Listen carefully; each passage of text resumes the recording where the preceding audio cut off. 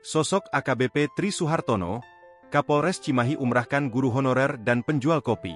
Kapolres Cimahi, AKBP Tri Suhartanto tengah viral karena memberikan hadiah umrah kepada guru honorer yang menyambi sebagai pemulung, Alfi Noviardi dan penjual kopi keliling di Cimahi yang karib disapa Abah Dede Harun.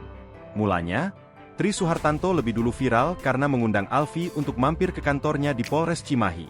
Selain memberikan bantuan usaha agar guru honorer ini tak mulung lagi, Alfi juga dihadiahi umrah oleh Tri. Kini, belum lama ini, Tri kembali menghadiahkan Abah Dede umrah.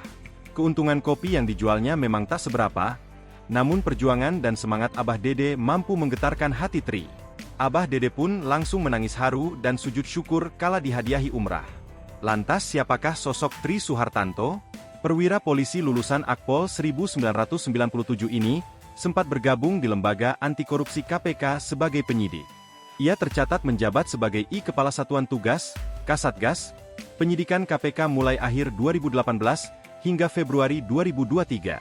Dilansir dari Kompas.id, Tri beberapa kali menangani kasus dugaan korupsi, dan salah satu kasus yang ditangani adalah korupsi Mardani Hamaming, Bupati Tanah Bambu, Kalimantan Selatan periode 2010 hingga 2018. Tri kembali ke Polri gegara masa kerja 4 tahun sebagai seorang penyidik KPK telah habis. Bahkan, seharusnya, ia kembali pada Oktober 2022. Akan tetapi, karena ada perkara yang harus ditangani, Tri diminta untuk menyelesaikan terlebih dahulu. Saat itu, ia tak melanjutkan atau memperpanjang masa jabatannya di KPK lantaran putrinya tinggal sendiri. Sementara istrinya masih dalam dinas pendidikan. Dilansir dari Tribun News, harta kekayaan Tri AKBP Tri memiliki harta kekayaan mencapai 7 miliar 75 juta rupiah. Jumlah tersebut tercatat dalam laporan harta kekayaan pejabat negara Komisi Pemberantasan Korupsi, LHKPN KPK.